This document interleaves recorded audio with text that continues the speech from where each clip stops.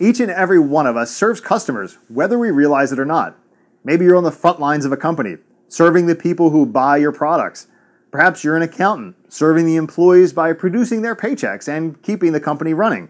Or maybe you're a company owner, serving your staff and your customers.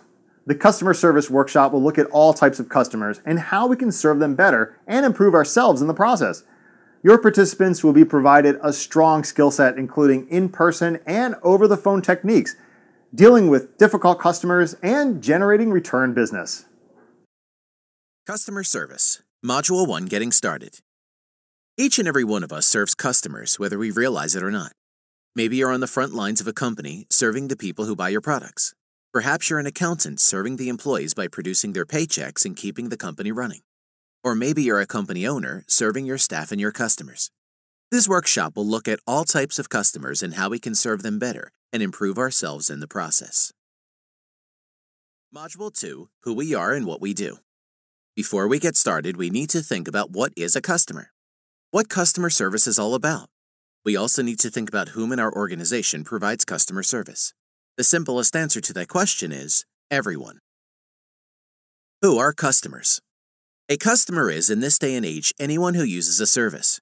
Although this has its logical extremes, you will find few people who are overjoyed by the idea of being a customer to a doctor or their children a customer of their school.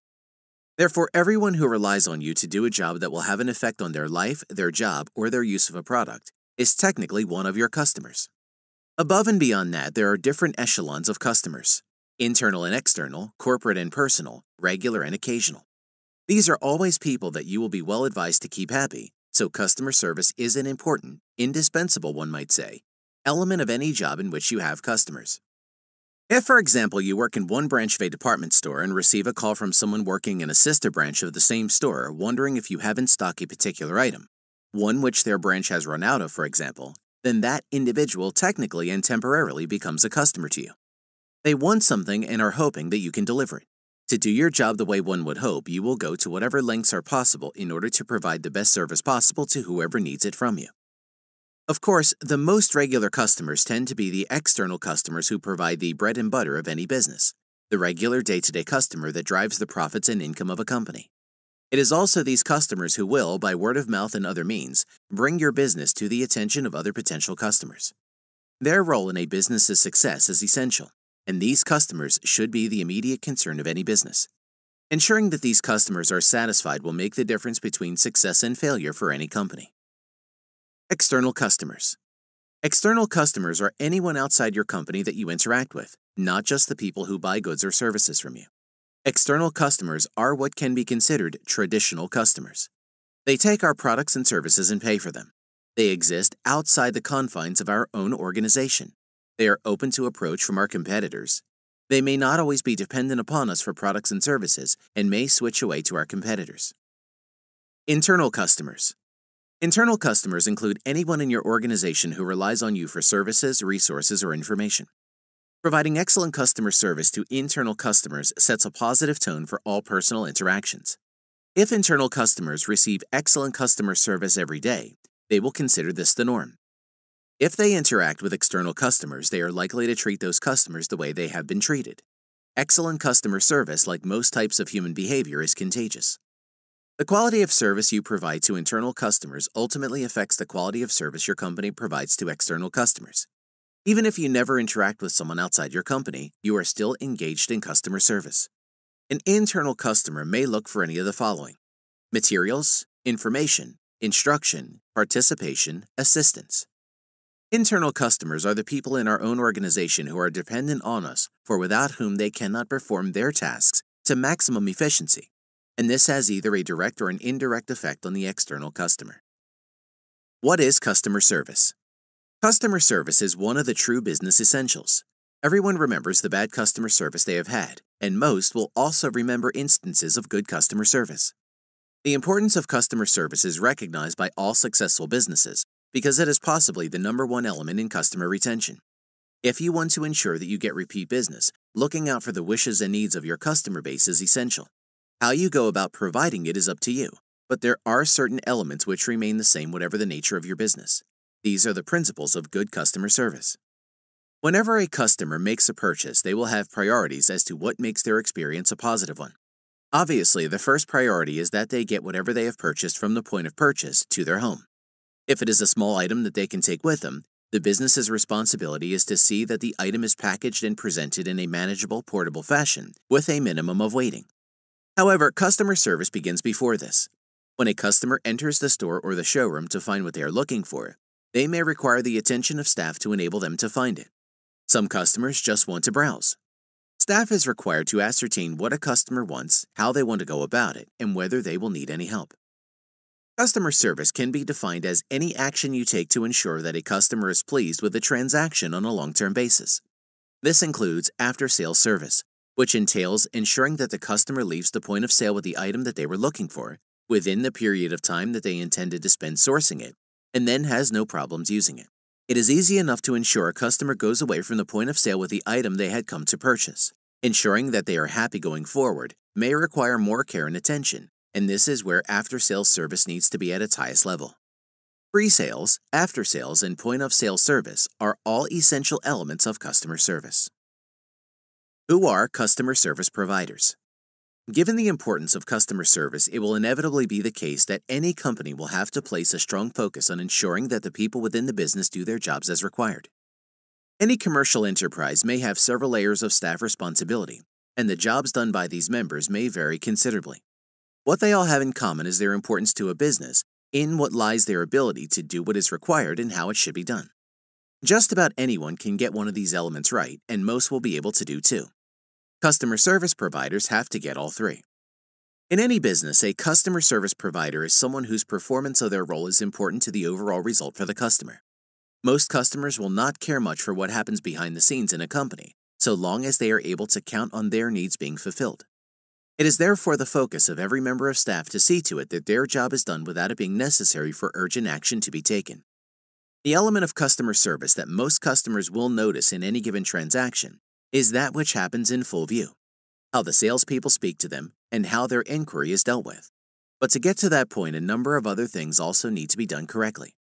It could be argued that every member of staff within an organization has an element of customer service provision within their responsibilities. It may be something as simple as ensuring that stock is placed where it needs to be placed. It may be something that appears to be entirely divorced from the sales service, such as the work of a security guard who ensures that the store is secure at all times so that everything runs smoothly. One way or another, all of these will impact on the customer experience, and getting it wrong will mean that a company is failing to provide customer service at the level that is expected of them. Dave was applying for a customer service job at a paper distribution company. Before he sent in his application, there was a short test he had to complete. The test was on the ins and outs of the company. Dave was able to easily recall the information on the types of customers. The internal ones are buyers within the company, and the external ones are from outside the company. Dave was accepted into the job, and he used his skills in customer service to help promote the business. He was always kind and honest when helping customers, and he did his job in the most efficient way possible. Module 3. Establish your attitude. Customer service means different things to different people. To some, it means going beyond what's expected of you. To others, it means adding value and integrity to every interaction. To others, it means taking care of customers the way you would take care of your grandmother. We might all define customer service a little differently, but we can all agree on one thing. To provide great customer service, you need to put energy and enthusiasm into your interactions with customers. Great customer service begins with a great attitude. Appearance counts. As a society, we are all aware that a lot of emphasis is put on individual appearance. To some extent, this is actually something regrettable, as it means that people are prepared to judge a book by its cover. Conversely, however, a company should be aware that the opinions of its customers matter. Those opinions may not be the same as the people working within the company, but when it comes to ensuring the success of a business, they still matter. In fact, the saying, "the customer is always right," could be considered to apply here. Most customers wish to be treated with courtesy and to deal with individuals who look like they have made an effort with their appearance. Therefore, it is beneficial to ensure all staff takes heed of this fact. This does not mean that in every business it is important for customer-facing staff to be Stepford-style automatons who look, act, and behave as though they had been prepared for their role to ensure that every business operation is the same as the last. A certain amount of character, which includes a modicum of individuality, is desirable in a customer services situation. It is important to maintain standards, but also to give the appearance that each transaction is different from the last. Even if the transaction or the inquiry is not carried out in person, it is still important to consider the matter of appearance. Appearance, after all, is not just a term which applies to physical appearance. It also refers to how things seem.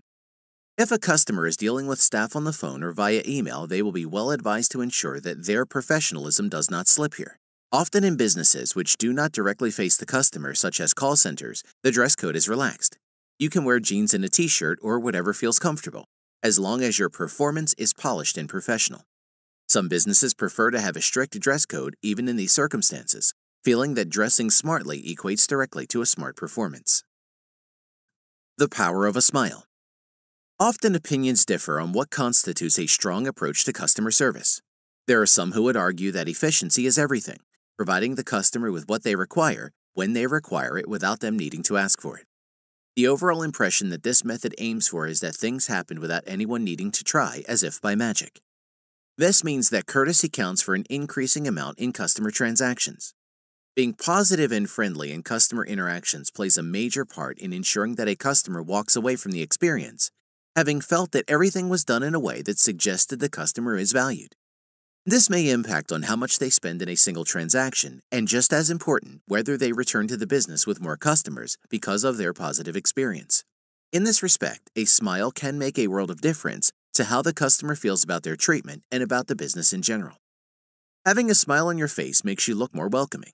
It is something that cannot be overestimated as a customer service and retention tool. If you were to walk into a store and see two sales assistants, one who looked cheerful and open and one who looked like they had just opened an overdue credit card bill, instinct would dictate that you approach the cheerful one should you have an inquiry about the item you wanted to buy. Therefore, it is advised that in dealing with customers you are always alert, friendly, and personable. Even if you are not particularly feeling that way, it has been argued by body language experts that the act of smiling releases endorphins, which makes you feel happier. So it is worth making the effort to put a smile on your face however you are feeling. Staying energized. We all experience low points during the course of the day, but there are ways to boost your energy when it is lagging. Take a walk, even if it's just to the restroom. Drink a glass of cold water. Be sure to eat a good breakfast and lunch. Plug into others. Being with energized people keeps you energized. Listen to upbeat music. Try to stay humorous. A working day usually stretches from around 8 to 9 a.m. and goes on until approximately 5 p.m. Though there is some movement in these times, the typical structure of a staff timetable is that a working day will extend to around 8 hours and will involve some short breaks in between times. The importance of this information is that it can be difficult to maintain a positive demeanor for 8 hours straight, especially if you are thinking about matters beyond the workplace. 8 hours of appearing positive and upbeat can be the hardest part of a job without even considering the brass tacks of the job, ensuring that the customers are seen to. It is essential in this respect that anyone in a customer-facing job approaches their day in a sensible, structured fashion, which allows them to get the most out of themselves. Staying energized is often difficult, but as long as you develop a routine for dealing with the difficult events, then you can find a way to deal with even the dreariest day. There will be times during a working day when you would like nothing more than to go and get your jacket and walk out the door. However, if we all did that whenever we felt like it, the chances are that we would most likely be out of a job. It is essential to find something that allows you to break out of the lows that anyone will experience during a working day. These lows are common to all of us, and we all have different ways of dealing with them. One of the most commonly used methods of shaking out of this kind of torpor is a change of scenery. If you have a moment and can leave the shop floor, it is beneficial to get up and go somewhere else for a moment. Maybe it will be something as simple as going to get a drink or to get some fresh air. Whatever you do, it should be vastly preferable to scowling at every customer who simply asks you the price of a certain item. It should also be noticed that making the effort to have breakfast in the morning, even if you feel as though eating is the last thing you want to do, can be of huge benefit. It allows you to maintain energy through the morning, which for many people is the hardest time of day to stay positive. It may be a cliche, but making sure that you don't skip breakfast can go a very long way to keeping you energized through the day. Staying positive. We can't control all the problems and irritations that come up during the day. We can control our attitude and how we react to the situation. Remember, you need to be happy with a reflection in the mirror. Tips on staying positive. Rearrange or redecorate your workspace. View negative situations as a training session for your future. Use them to your benefit. They may help you later in life. Find ways to spend more time on tasks you enjoy. Look for opportunities to learn new things. Realize that you can find positives in any negative situation. Albert Einstein said, "In the middle of every difficulty lies opportunity." At the beginning of the day, think about one important thing that you want to accomplish that day. Think about why it is important. Tell yourself that you have the ability to accomplish it successfully. Congratulate yourself when you have accomplished what you set out to do. Positivity is something that is very hard to create out of nothing. It occurs naturally in some people, and others are deficient in it. Positivity can result from good things happening at the right time, or for that matter, at any time. It can act as an energy source on which a person can access to bring the best results time and again.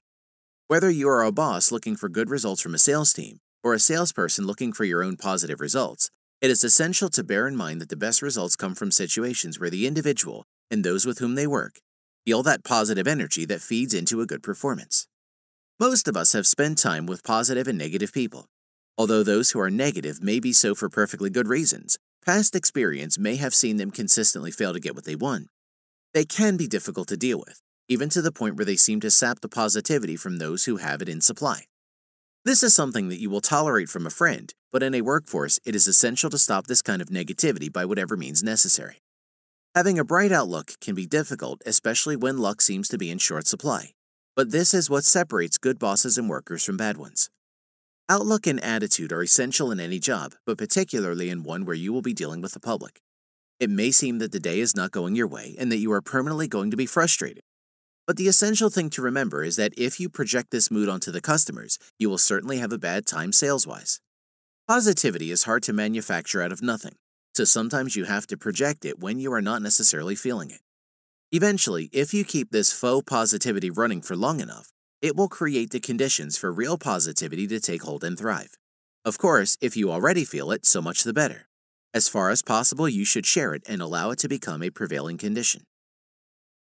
Karen was new to customer service and needed some tips on how to best do her job. She asked a colleague, Shelley, for some pointers. Shelley first noticed that Karen was dressed casually. She told her that wearing professional-looking clothes was an important part of customer service. Secondly, Shelley noticed that Karen did not smile enough. A smile shows that you are excited and motivated to deliver the best quality customer service possible and makes the customer feel more relaxed. So she advised Karen to smile as often as possible when appropriate. Finally, Shelley gave Karen some tips on staying energized, such as going for short walks or drinking a cold glass of water. Even listening to upbeat music and keeping positive thoughts were helpful. Karen benefited highly from all those helpful tips.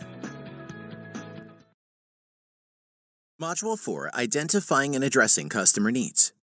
The first step in improving customer service is to determine what customers value in their interaction with your organization. What do they want? What do they need? The most obvious way to find out what customers want and need is to ask them. Businesses spend lots of time and money surveying customers, and they often come up with valuable feedback. But the people on the front lines of customer service, people who interact with customers on a daily basis, can gain useful insights into what customers value just by listening to them and observing them. The next step, once you have identified customer needs, is to commit yourself to meeting them. But you can't stop there. To provide exceptional service, you need to go the extra mile to show customers how important they are to your organization. Understanding the customer situation. Customers' needs are usually fairly self-explanatory, at least on a basic level. Judging on the basis of what your business is, there are often only a few things they can possibly be looking for. What is essential, though, is that you allow the customer to communicate their needs to you rather than attempting to tell them what they need. They know what they need, and that's why they are here. Any attempt by you to project something onto them is simply going to be taken in a bad way, and is as likely to hurt your sales as anything. Where you can help them is explaining how those needs can best be met. Customers will come in many different forms, and each of these forms will present certain challenges.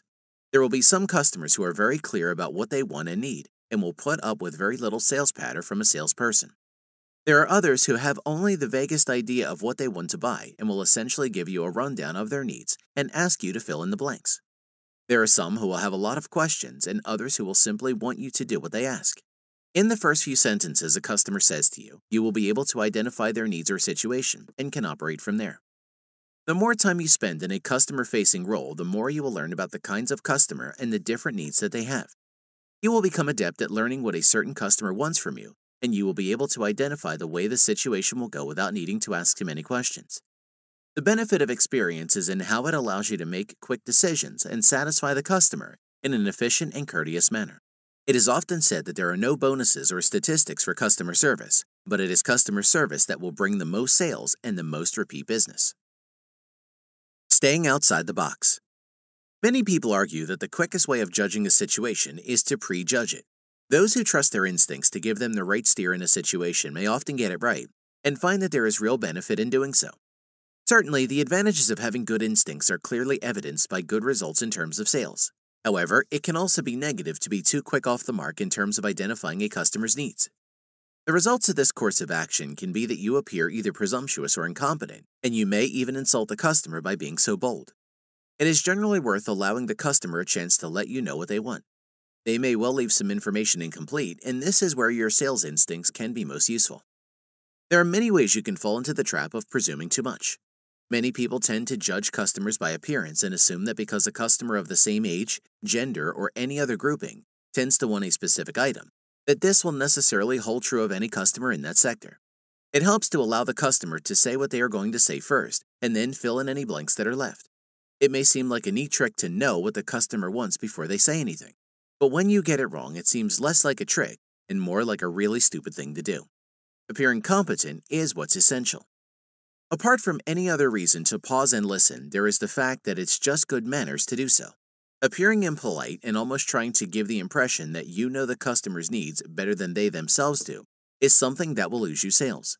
What you really want to portray is that you have the wisdom to recognize the customer's needs and the good grace to let them make things clear themselves.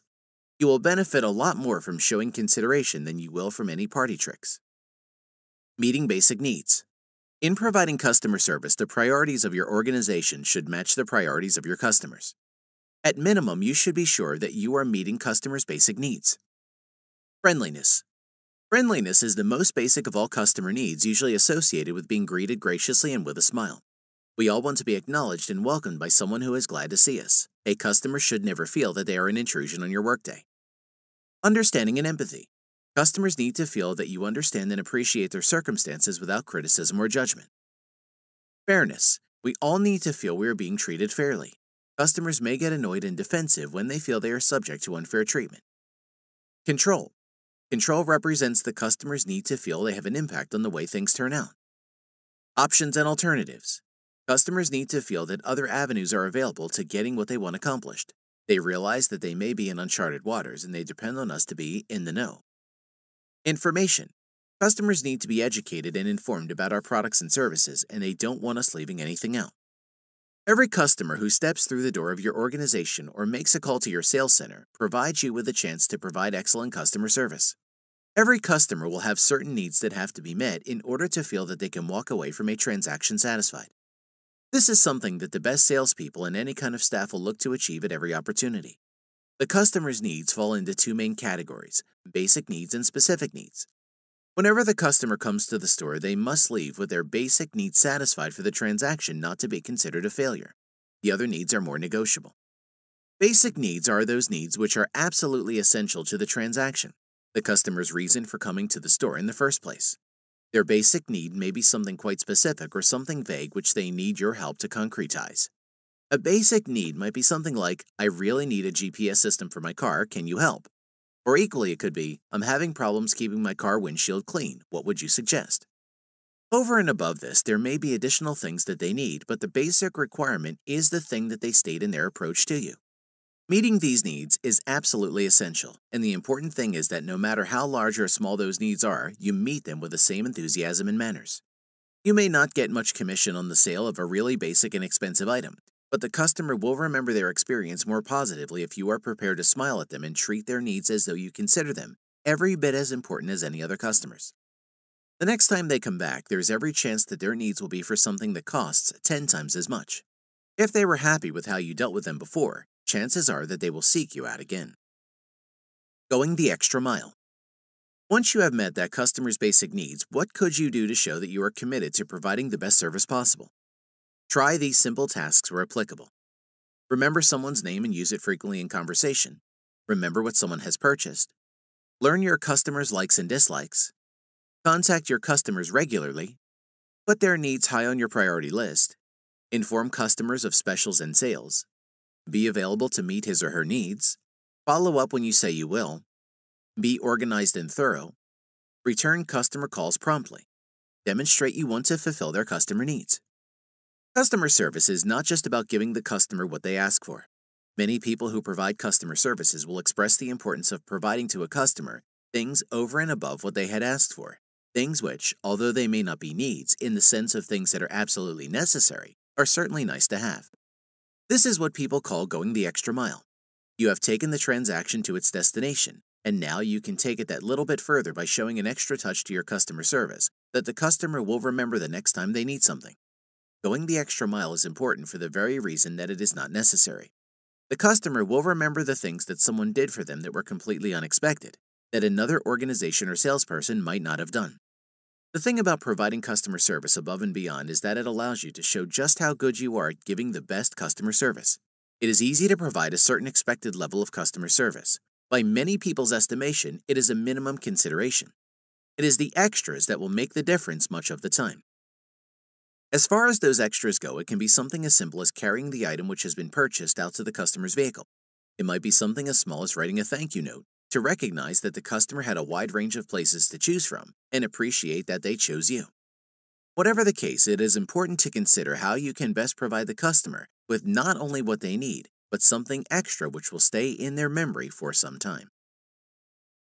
Jenny was a customer service representative for a paper distribution company. She always made sure to meet each customer's needs. She was friendly and gave the customer options and alternative solutions to their problems when available. She always made them feel in control. However, when she got back her feedback report, it was good, but not great. She decided to ask her coworker Deborah how to go the extra mile. Deborah mentioned remembering the customer's name and using it frequently and returning customer calls promptly. After implementing all of Deborah's tips, Jenny saw a rise in customer satisfaction in her next feedback report. Module 5, Generating Return Business. People who have been in business for a while know the value of return business. Experts believe that it costs at least 5 times more to attract new customers than it does to keep existing ones. If you think about the cost of advertising and salespeople, you can see why winning a new customer is so much more expensive. Your customers are like everyone else. They want to feel appreciated. If they feel that you have forgotten about them as soon as a transaction is complete, they may take their business elsewhere. On the other hand, if you show a genuine interest in keeping in touch with them and meeting their needs, they will keep coming back.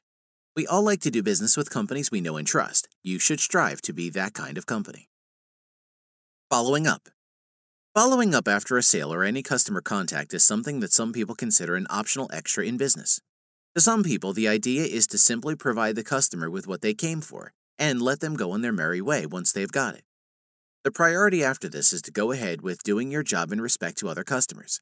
However, the fact is that a little bit of follow-up work can make a huge difference to the way your business retains customers and attracts follow-up business from friends of the original customer.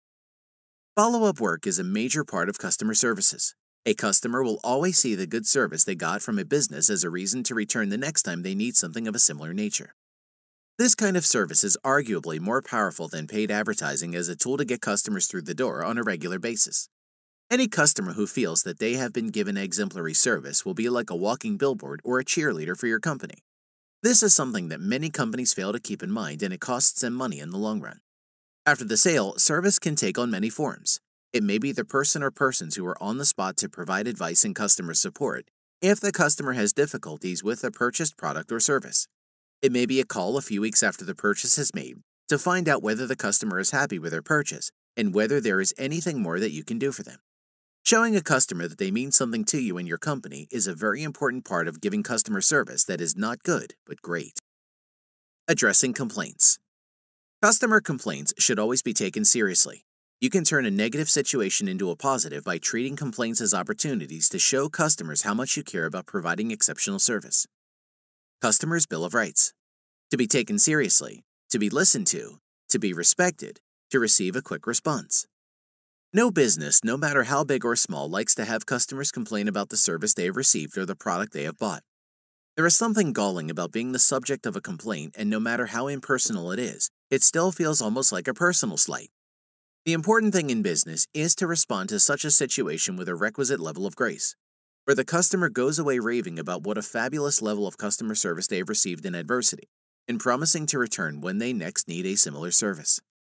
Mistakes happen in life and business, and so much of what we are about is shown by how we deal with the consequences of these mistakes. The situation which a customer is complaining about may not even have been your error to begin with, but regardless of who made the error, taking ownership of it and dealing with a complaint in a gracious, helpful manner can turn an awkward situation into one which showcases the best of your abilities. There is, in many cases, a tendency to become defensive when someone is complaining, especially if they are doing so in a very forthright manner. Maintaining a professional tone at these times can be difficult, but managing to do it and solve the problem can showcase a positive side of you and the business. Even if you think the issue about which the customer is complaining is trivial, not a cause for complaint, or not your company's fault, it is wise to give the customer their chance to speak, show that you take them seriously, and offer to do whatever you can. If the problem genuinely turns out to be something you can do nothing about, because of a difficulty with another company's product or the customer's understanding of the way the product should work, there may still be something you can do by placing a telephone call or getting a technician to check out the problem. By showing a commitment to helping customers, you can win some valuable reputation points. Turning difficult customers around. Over time, you and your coworkers have probably developed some effective way of dealing with challenges that come up in dealing with difficult customers. Sharing those ideas can benefit everyone. The 7 situations of difficult customer and the suggested ways of dealing with them are: Number 1, you don't know the answer to a customer's question. Tell the customer that you don't know the answer, but you will find out. Number 2, you have to say no to a customer's request. Explain why you have to say no, offer alternatives. Number 3, your computer is working very slowly and the customer is getting impatient. Tell the customer your computer is working slowly. Keep the customer informed about what's happening. Number 4, the customer makes an unrealistic request. Explain what alternatives you can offer. Number 5, the customer doesn't seem to believe you. Offer to show proof or backup information. Number 6, the customer is angry. Stay calm, acknowledge the customer's feelings. Number 7, the customer doesn't want to give you the information you need. Explain why you need the information. Although the saying goes that the customer is always right, there can often be a lot of space between knowing that the customer is right and accepting that they have a point. It can often be extremely frustrating dealing with certain customers, especially those who show limited understanding of your situation. Sometimes, due to the limitations of your job, a customer will present you with a request that you simply cannot deliver on. They may well become insistent on the subject, and in some situations, customers have been known to become abusive. Dealing with this as a customer service provider can be difficult, but it is one of those challenges that makes you or breaks you in the role. Sometimes customers are of the belief that a customer service provider is all-powerful. The belief seems to come from the fact that, as an employee of the company, you will have some access to the inner workings of the company. Frequently, the extent of a complaint will be that, "This doesn't work and I want a new one, this one to be fixed, my money back." Their displeasure will be clear and may even shade into anger. Trying to diffuse a situation like that is always a challenge and requires a great deal of patience. It is not impossible, however, and emerging triumphant from such a situation can be a very big milestone. The important thing to keep in mind when dealing with a customer complaint is that losing your patience with a customer will never lead you to a satisfactory conclusion, for you and most likely for them. Although it may seem galling and rather challenging, you will need to keep a firm hold of your temper and address their complaint to the best of your knowledge and ability. Tell them that you can see their problem and you will do everything you can to make sure it is corrected. Explain to them what you're going to do and gain their assent for everything before you do it. If there is no way you can help them, do not chase a lost cause. Explain that you cannot help them, explain that you cannot help them, explain why, and offer apologies and a word of advice about where they can get help. This can lead to a positive resolution, but if it does not, at least you will have done what you can. Corey worked for a paper distribution company. When Corey got his annual performance report back and found that he was lacking in sales, he decided that he would need to do something to fix the issue. He noticed that a lot of customers were unique, so he knew he needed to practice his follow-up work to keep them coming back. He checked through his email and voicemail much more frequently, and he started calling older customers about new deals and offers the company was now offering. Another thing he noticed was that some of the feedback was less than perfect. He started striving to listen to customers' problems, and he took further steps to help resolve the problems and concerns of the customers. After his next report, he noticed increases in sales and also an increase in returning customers. His feedback began improving, and he was back on track.